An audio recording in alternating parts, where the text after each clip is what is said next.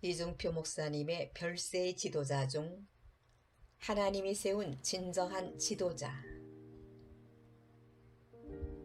예수님께서 12 제자를 세우실 때는 분명한 목적이 있었습니다. 그들을 제자로 택하신 것은 지도자로 만들기 위한 것이었고 3년 동안 지도자로서의 훈련 기간을 가졌습니다. 결국 제자들은 영적인 지도자가 되었던 것입니다. 제자들에게 문벌이나 학벌이 있었던 것은 아니었습니다. 그들은 분명 그 시대의 보통 사람에도 못 미치는 비천한 자들이었습니다. 그러나 역사에 길이 남는 지도자가 된 것은 제자들이 예수님으로부터 가르침을 받았기 때문입니다. 누구든지 예수님에게 가르침을 받으면 위대한 지도자가 될 수 있습니다. 우리는 지도자와 지배자의 개념을 구별해야 합니다. 오늘 이 사회에는 남을 지배하고 다스리는 사람들이 있습니다. 나라의 정권을 잡은 자, 회사의 기업가, 기관장, 교권을 잡은 자들입니다. 이들은 사회나 단체의 통솔자입니다. 정권을 잡아 권좌에 앉은 지배자들입니다. 지도자는 정신을 지배하는 자요, 다른 사람의 마음을 감동시켜 따르게 하는 자입니다. 지도자란 먼저 실천하는 자요, 먼저 섬기는 자요, 인도자 역할을 하는 사람입니다. 그러나 지도자와 지배자는 다릅니다. 지배자는 다른 사람을 넘어뜨리고 죽이고 싸워 이김으로써 자리를 얻습니다. 그러나 지도자는 자기와의 싸움에서 이긴 자여 자기를 부정하고 다른 사람을 섬김으로 자리를 얻습니다. 지배자는 살아서 역사를 지배하고 지도자는 죽어서 역사를 움직입니다. 하나님은 지도자를 찾고 계십니다. 지배자의 자리는 다스리기 위하여 위에 군림하는 자리입니다. 그러나 지도자의 위치는 인도하기 위하여 겸손하게 섬기는 위치입니다. 지배자는 통솔력을 갖춰야 하며 지도자는 지도력을 가져야 합니다.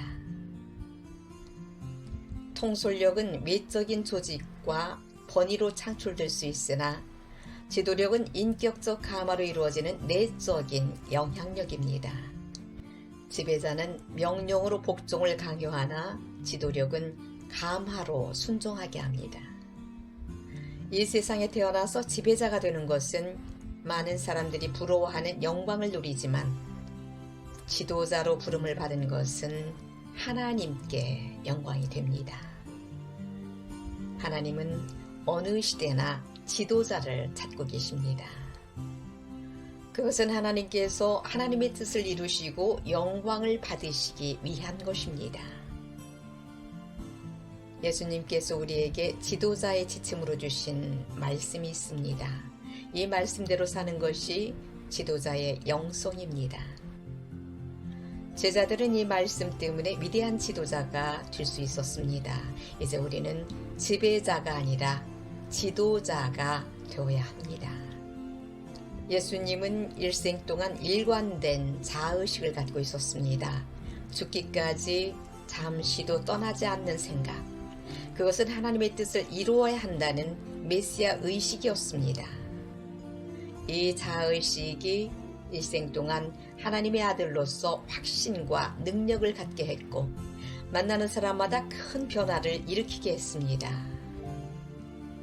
인자가 온 것은 섬김을 받으려 함이 아니라 도리어 섬기려 하고 자기 목숨을 많은 사람의 대속물로 주려 함이니라.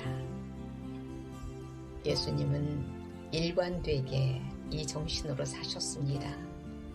제자들은 예수님이 강력한 정치적 메시아로 군림할 것을 기대했습니다. 그러나 예수님은 자기 죽음을 통하여 이루실 구원과 사랑의 지도자의 길을 가고 있었습니다.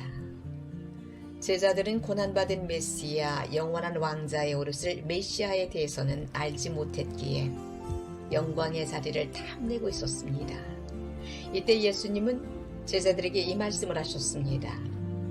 너희 중에 누구든지 크고자 하는 자는 섬기는 자가 되고 너희 중에 누구든지 으뜸이 되고자 하는 자는 너희 종이 되어야 하리라. 인자가 온 것은 섬김을 받으려 함이 아니라 도리어 섬기려 하고 자기 목숨을 많은 사람의 대속물로 주려 함이니라. 제자들은 이 말씀을 깨달음으로 위대한 지도자가 될 수 있었습니다. 교회 지도자와 세상 지도자는 의미가 다릅니다. 세상 지도자는 자기 철학과 사상을 가지고 있습니다. 그러나 영적 지도자는 자기 사상이나 철학이 필요치 않습니다. 예수님께서는 너희는 지도자라 칭함을 받지 마라. 너희 지도자는 하나님 곧 그리스도니라 라고 말씀하셨습니다. 교회는 오직 예수 그리스도를 지도자로 삼고 따라야 합니다. 교회 지도자는 자기를 따르게 하는 것이 아니요 그리스도를 따르도록 인도하여 주는 일을 하는 자입니다. 하나님께서는 우리를 섬기는 자로 세우셨습니다. 하나님이 세운 지도자는 자기가 해야 할 일을 알아야 합니다.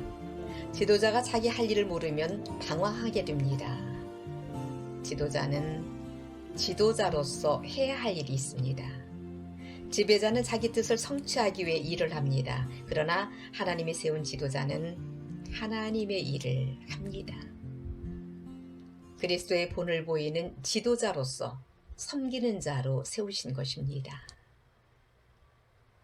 예수님께서 예루살렘으로 올라가는 길에 제자들 사이에 다툼이 일어났습니다. 주의 나라가 임할 때에 야고보와 요한이 좌우편에 앉기를 원한다고 했습니다. 여기에 다른 제자들이 분을 냈습니다. 이때 예수님은 제자들을 곁에 부르시고 이렇게 말씀하셨습니다. 너희가 아는 대로 민족들을 다스린다고 자처하는 사람들은 그들을 마구 내려 누르고 고관들은 세도를 부린다. 그러나 너희까지 그렇게 해서는 안 된다. 너희 가운데 누구든지 위대하게 되고자 하는 자는 너희를 섬기는 사람이 되어야 하고 너희 가운데 누구든지 으뜸이 되고자 하는 사람은 모든 사람의 종이 되어야 한다. 인자가 온 것은 섬김을 받으러 온 것이 아니라 섬기러 왔으며 많은 사람을 위하여 목숨을 대속물로 주려 함이니라. 여기서 예수님은 위대한 지도자는 섬기는 자가 되는 것이라고 정의하고 있습니다. 이 말씀은 가치관의 일대 혁명입니다. 이는 세상을 뒤집어 놓은 가치관이요 역사상 가장 큰 혁명입니다. 인간이 으뜸이 되고자 하는 것이 나쁜 것은 아닙니다. 지도자는 으뜸이 되려는 마음이 있어야 합니다. 지도자는 위대해지고자 하는 꿈을 가져야 합니다. 예수님은 남을 섬기기 위해 으뜸이 되고 섬기는 일로 위대해지라고 하셨습니다. 남을 지배하는 것은 위대한 것이 아닙니다. 목사는 성공하기 위해 부름받은 자가 아니요 위대해지도록 세움을 받은 사람들입니다. 하나님은 우리를 섬기는 자로 세웠고 섬기는 일로 위대한 지도자가 되게 하였으며 그리스도의 위대한 종으로 세워주셨습니다. 한국 교회의 발전은 목사님들의 의식 속에 섬기는 자로서의 일관된 생각이 지배하고 있을 때 일어납니다. 우리는 교회를 성장시킬 수 있는 능력을 발휘할 수 있습니다. 교회를 통솔할 수 있는 권세를 가질 수 있습니다. 교회를 조직적으로 운영하는 행정가가 될 수 있습니다. 그러나 섬기는 마음이 없으면 지도자는 될 수 없습니다. 오늘 한국 교회는 섬기는 종의 마음을 가진 목회자요, 지도자를 절실하게 요청하고 있습니다. 지금 교회마다 교인을 통솔하는 당회장이 있습니다. 노회장도 많고 총회장도 많습니다. 그 자리에 앉으려고 서로 싸우고 분내고 있습니다. 그러나 주님께서 원하시는 섬기는 종의 자리는 항상 비어 있습니다. 주님 좌우편에 앉기를 원하는 제자들에게 주님은 말씀하십니다. 내 좌우편은 섬기는 자만이 앉을 자리이다. 내 좌우편은 섬기는 자만이 앉을 자리이다. 내 좌우편은 섬기는 자만이 앉을 자리이다.